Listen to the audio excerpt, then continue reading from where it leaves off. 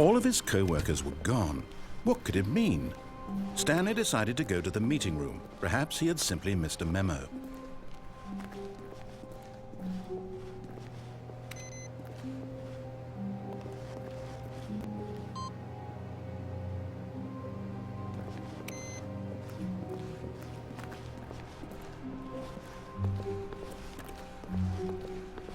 When Stanley came to a set of 2 open doors, he entered the door on his left.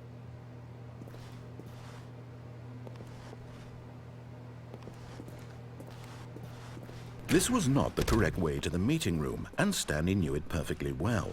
Perhaps he wanted to stop by the employee lounge first, just to admire it. Wow, yes, this room. What a beautiful room.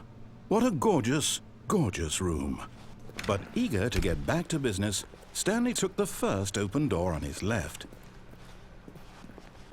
And so he detoured through the maintenance section, walked straight ahead to the opposite door, and got back on track.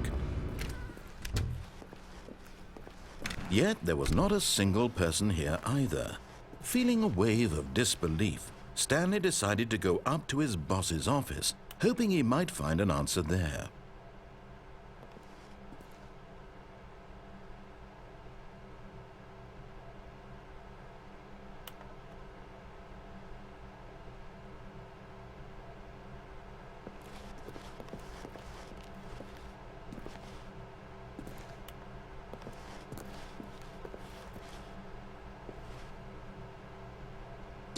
That's me.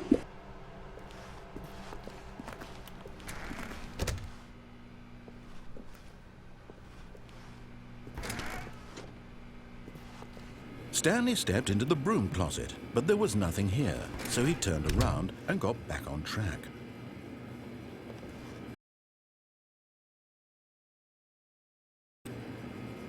There was nothing here. No choice to make, no path to follow, just an empty broom closet. No reason to still be here.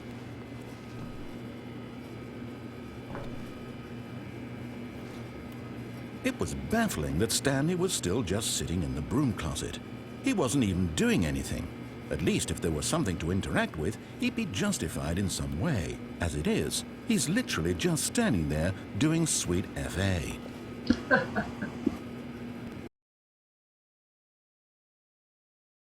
Are you really still in the broom closet? Standing around doing nothing? Why? Please offer me some explanation here. I'm genuinely confused.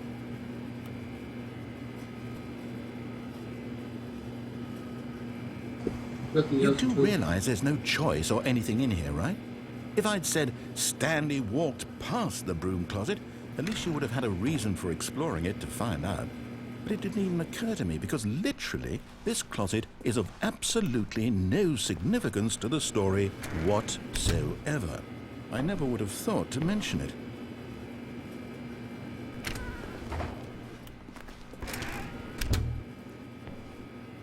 Maybe to you this is somehow its own branching path. Maybe when you go talk about this with your friends you'll say, "Oh, did you get the broom closet ending? The broom closet ending was my favorite." I hope your friends find this concerning.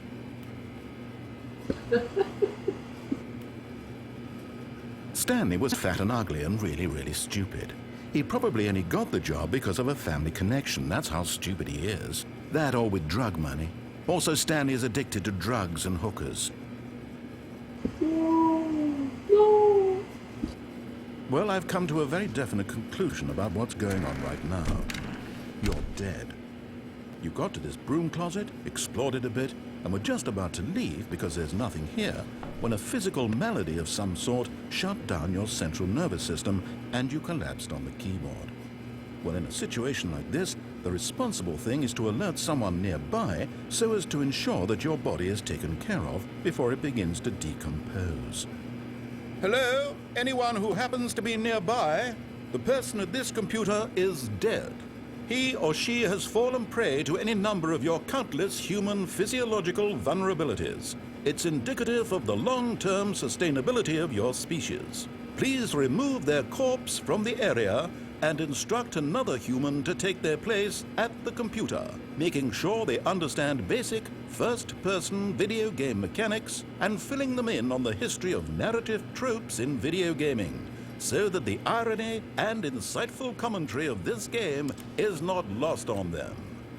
All right, when you've done that, just step out into the hallway.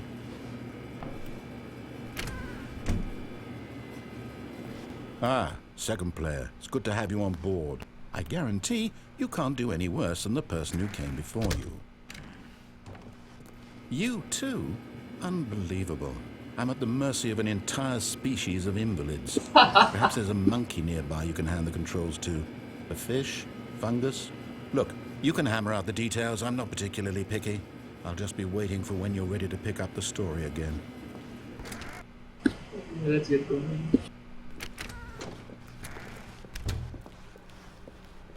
Coming to a staircase, Stanley walked upstairs to his boss's office.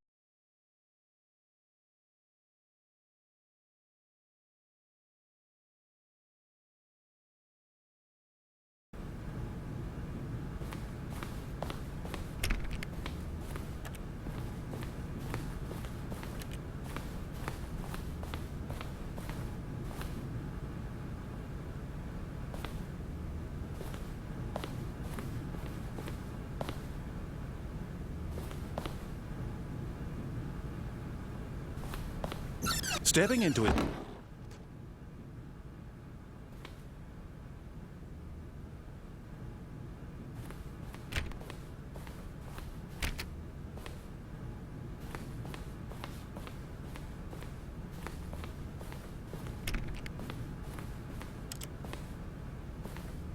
Wow.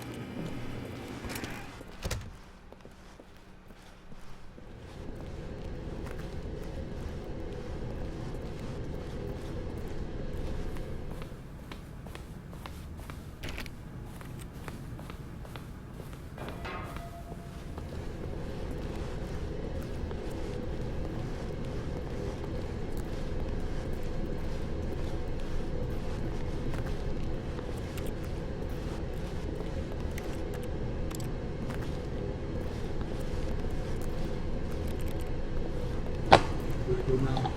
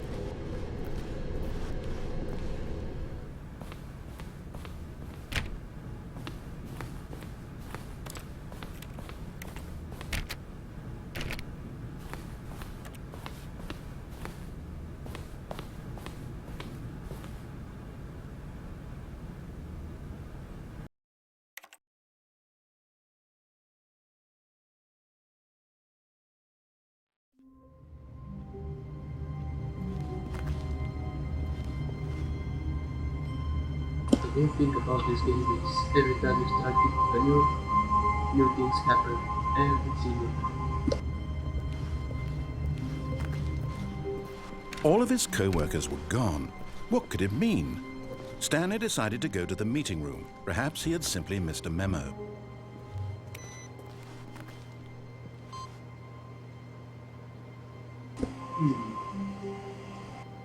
Maybe I should start it a few more times.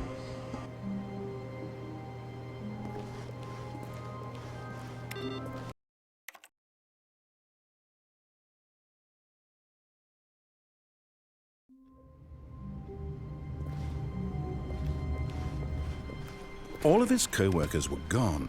What could it mean? Stanley decided to go to the meeting room. Perhaps he had simply missed a memo.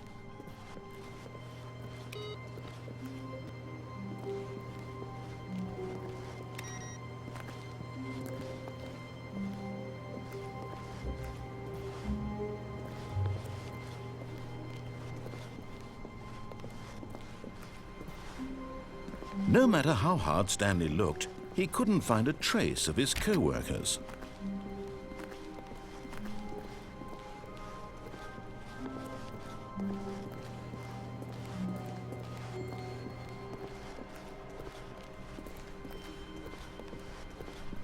When Stanley came to a set of 2 open doors, he entered the door on his left.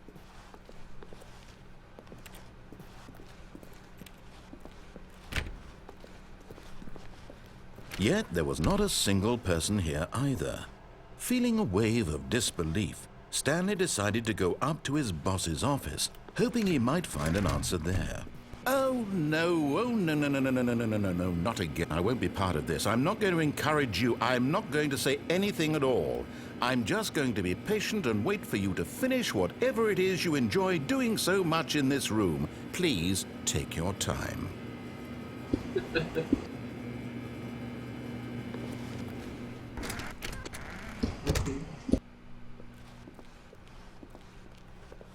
Coming to a staircase, Stanley walked upstairs to his boss's office.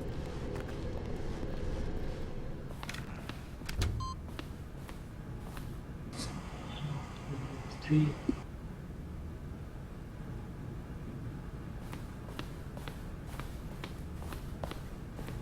Stepping into his manager's office, Stanley was once again stunned to discover not an indication of any human life. What could it mean? Stanley wondered aloud to nobody. He began wildly tearing through papers on the boss's desk, pulling books off the shelf, looking behind paintings, desperate for clues to his situation. But his attention was caught by a keypad behind the boss's desk. What could its purpose be? In fact, this keypad guarded the terrible secret that lay buried below his feet. And so the boss had assigned it an extra secret PIN number, 2845. But of course, Stanley couldn't possibly have known this.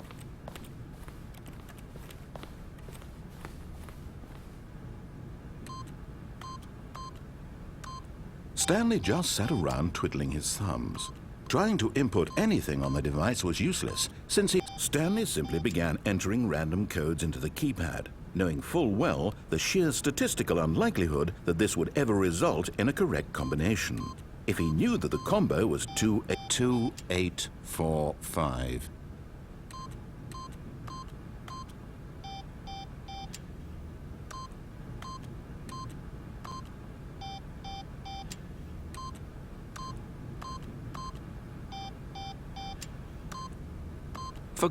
But it turns out that the panel's emergency override kicked in, and the door just opened all by itself. And Stanley got the hell along with the story. Well, whoop-de-doo.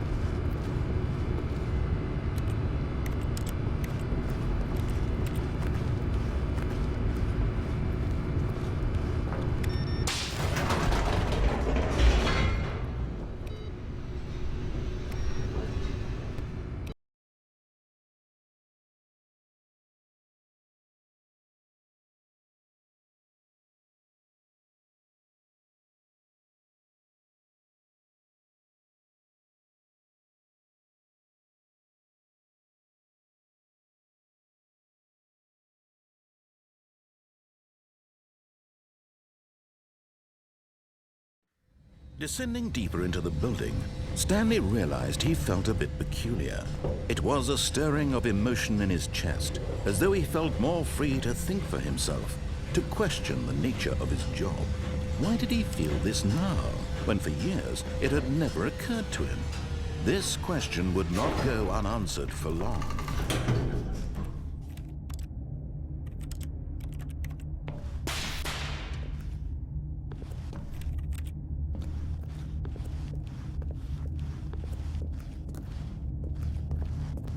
Stanley walked straight ahead through the large door that read Mind Control Facility.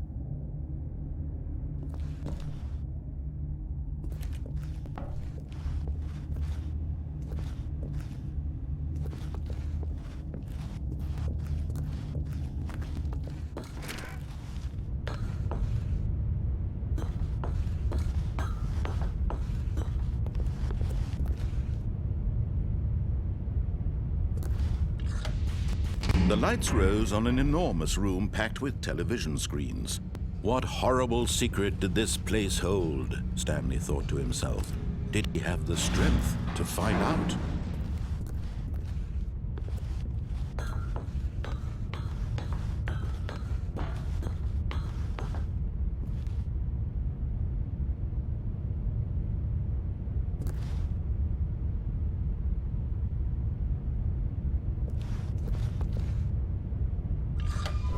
Now the monitors jumped to life, their true nature revealed. Each bore the number of an employee in the building, Stanley's co-workers. Lives of so many individuals reduced to images on a screen, and Stanley, one of them, eternally monitored in this place where freedom meant nothing.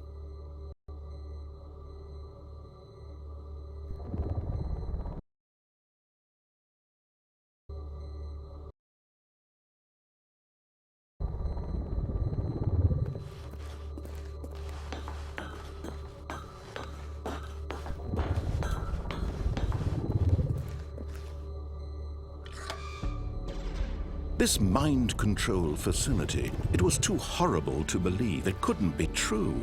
Had Stanley really been under someone's control all this time? Was this the only reason he was happy with his boring job? That his emotions had been manipulated to accept it blindly?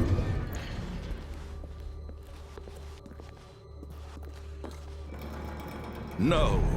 He refused to believe it. He couldn't accept it. His own life in someone else's control? Never! It was unthinkable, wasn't it? Was it even possible? Had he truly spent his entire life utterly blind to the world? But here was the proof, the heart of the operation. Controls labeled with emotions, happy or sad or content, walking, eating, working, all of it monitored and commanded from this very place. And as the cold reality of his past began to sink in, Stanley decided that this machinery would never again exert its terrible power over another human life. For he would dismantle the controls once and for all.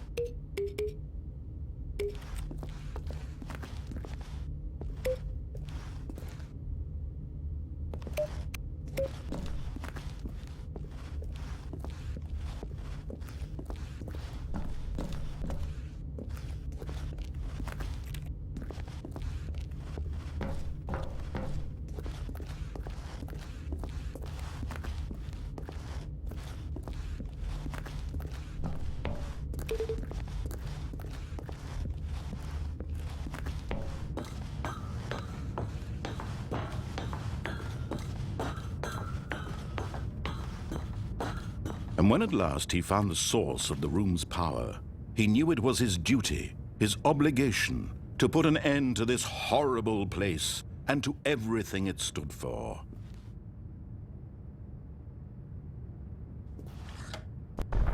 Oh, Stanley, and you didn't just activate the controls, did you? After they kept you enslaved all these years, you go and you try to take control of the machine for yourself. Is that what you wanted? Control? Oh, Stanley, I applaud your effort, I really do. But you need to understand, there's only so much that machine can do. You were supposed to let it go, turn the controls off, and leave.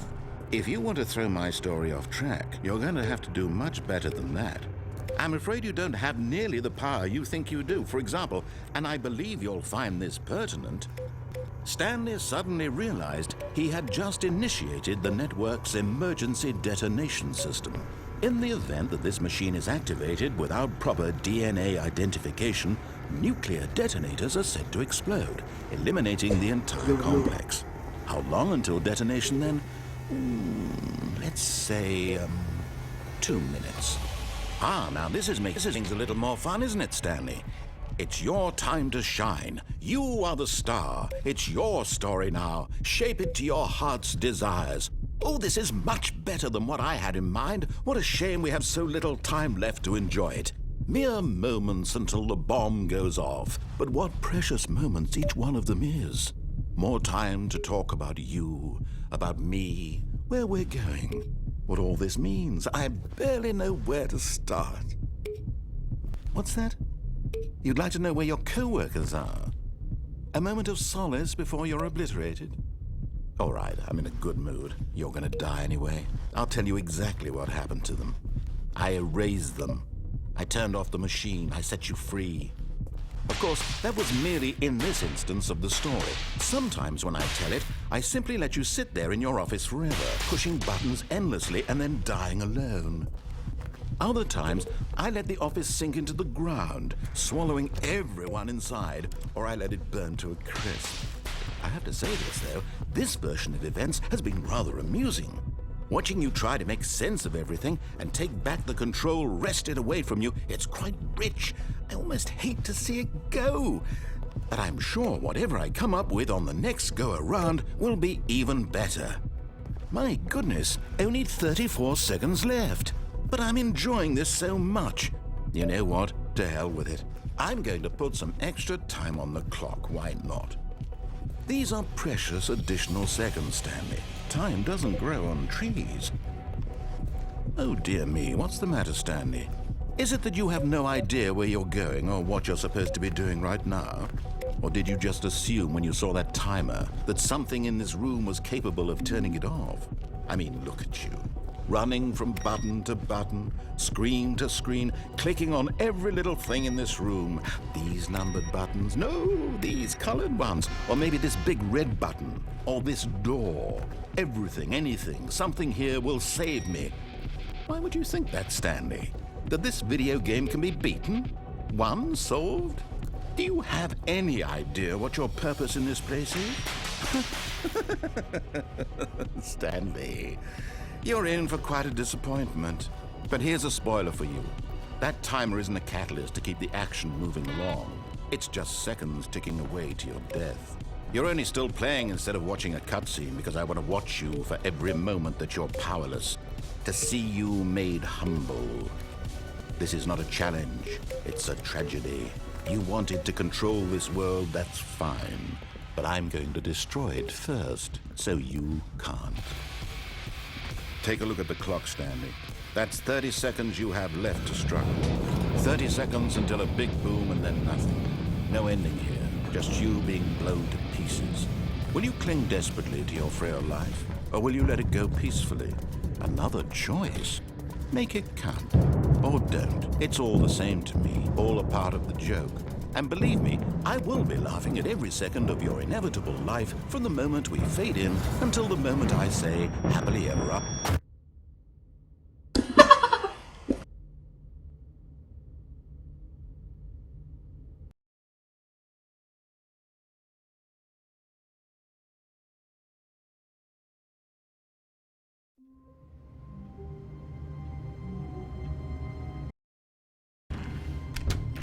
But Stanley simply couldn't handle the pressure. What if he had to make a decision? What if a crucial outcome fell under his responsibility? He had never been trained for that. No. This couldn't go any way except badly.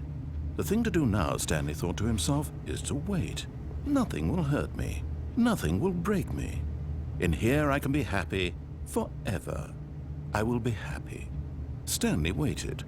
Hours passed, then days. Had years gone by? He no longer had the ability to tell. But the one thing he knew for sure, beyond any doubt, was that if he waited long enough, the answers would come. Eventually, someday, they would arrive. Soon, very soon now, this will end. He will be spoken to. He will be told what to do. Now it's just a little bit closer. Now it's even closer. Here it comes.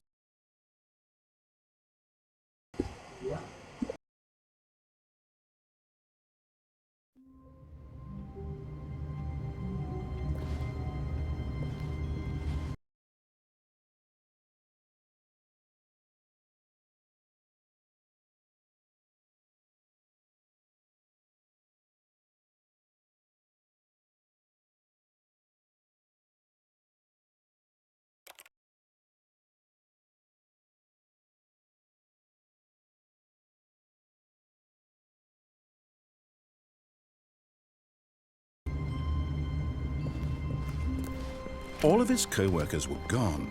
What could it mean? Stanley decided to go to the meeting room. Perhaps he had simply missed a memo.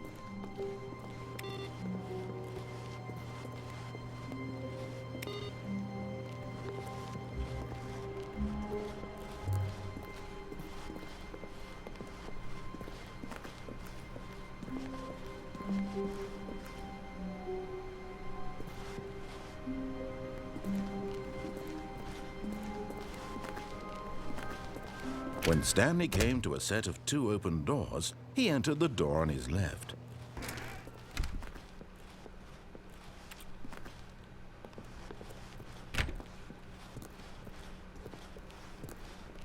Yet there was not a single person here either. Feeling a wave of disbelief, Stanley decided to go up to his boss's office, hoping he might find an answer there.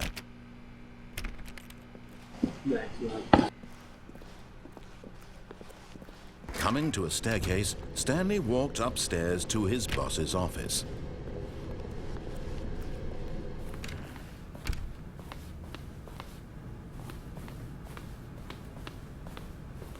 Where do you want to go?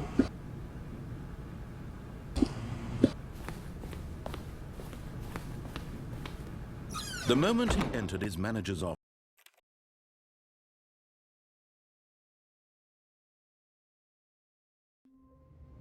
I will get that one. The other ending. all of his co-workers were gone. What could it mean? Stanley decided to go to the meeting room. Perhaps he had simply missed a memo. No matter how hard Stanley looked, he couldn't find a trace of his co-workers.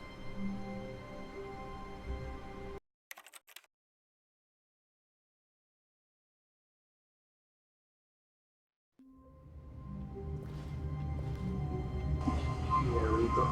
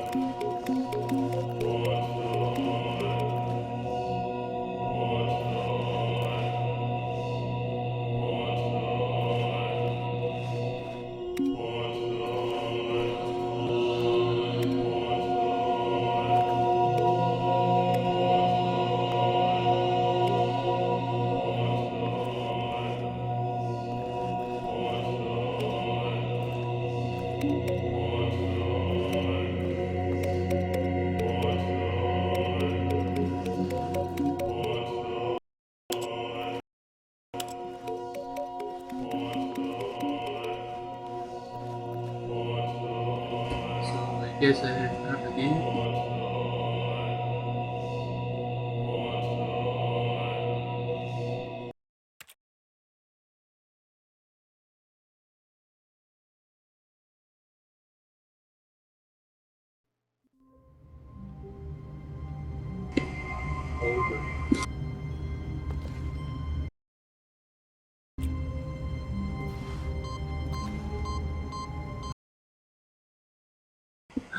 Look again.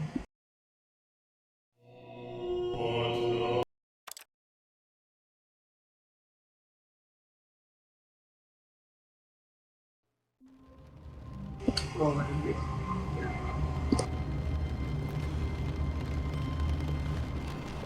All of his co-workers were gone. What could it mean? Stanley decided to go to the meeting room. Perhaps he had simply missed a memo. No matter how hard Stanley looked, he couldn't find a trace of his co-workers. It's raining.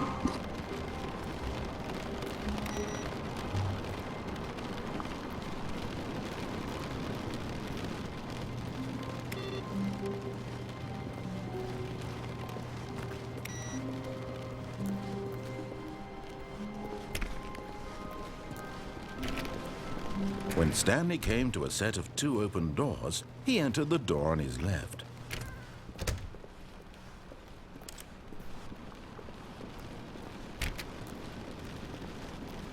Yet there was not a single person here either. Feeling a wave of disbelief, Stanley decided to go up to his boss's. Coming to a staircase, Stanley walked upstairs to his boss's office. Just end this.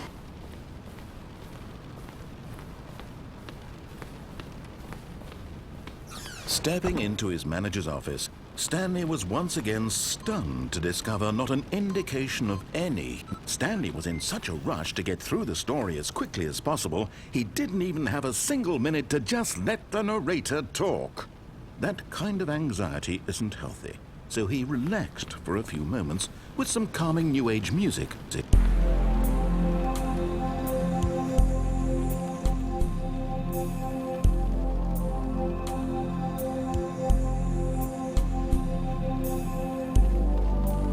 Feeling soothed and rejuvenated, Stanley calmly walked forward into the opened passageway.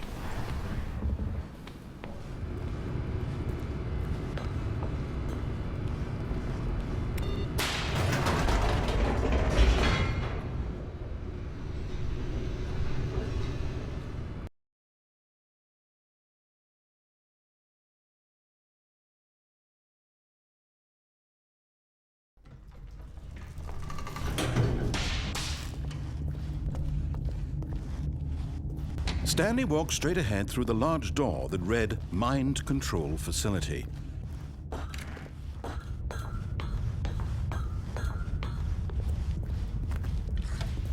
The lights rose on an enormous room packed with television screens. What horrible secret did this place hold? Stanley thought to himself. Did he have the strength to find out?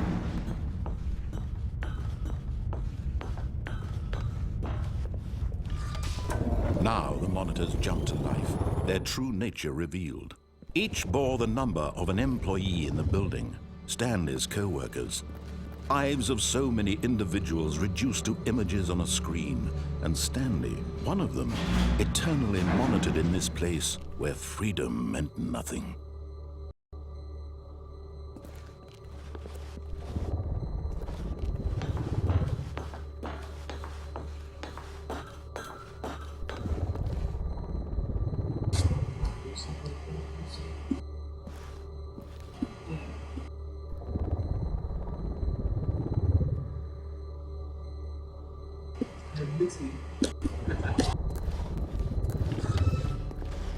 This mind control facility, it was too horrible to believe. It couldn't be true. Had Stanley really been under someone's control all this time? Was this the only reason he was happy with his boring job? That his emotions had been manipulated to accept it blindly? No, he refused to believe it. He couldn't accept it. His own life in someone else's control? Never! It was unthinkable. Wasn't it? Was it even possible? Had he truly spent his entire life utterly blind to the world? But here was the proof, the heart of the operation. Controls labeled with emotions, happy or sad or content, walking, eating, working, all of it monitored and commanded from this very place. And as the cold reality of his past began to sink in, Stanley decided that this machinery would never again exert its terrible power over another human life. For he would dismantle the controls once and for all.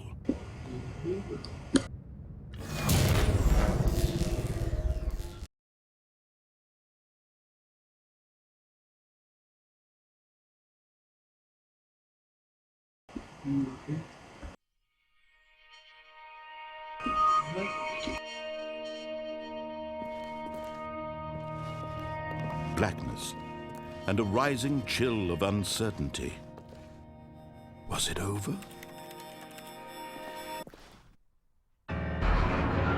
Yes. He had won. He had defeated the machine, unshackled himself from someone else's command. Freedom was mere moments away. Yes. And yet, even as the immense door slowly opened, Stanley reflected on how many puzzles still lay unsolved. Where had his co-workers gone? How had he been freed from the machine's grasp? What other mysteries did this strange building hold? But as sunlight streamed into the chamber, he realized none of this mattered to him. For it was not knowledge or even power that he had been seeking, but happiness. Perhaps his goal had not been to understand, but to let go. No longer would anyone tell him where to go, what to do, or how to feel. Whatever life he lives, it will be his. And that was all he needed to know. It was perhaps the only thing worth knowing. Stanley stepped through the open door.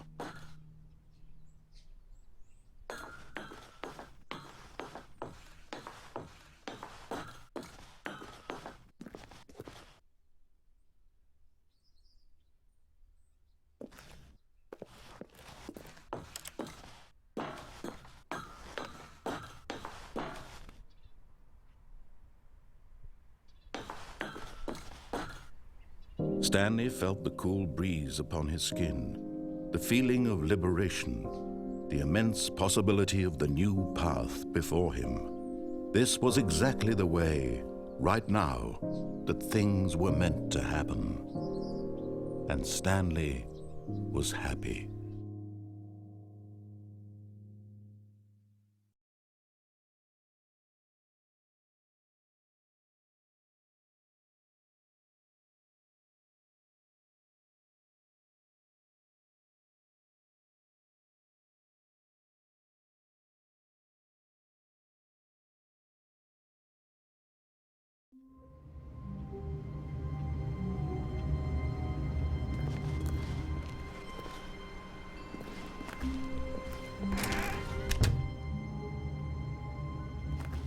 But Stanley simply... Okay, I'm gonna end it here. See you next time.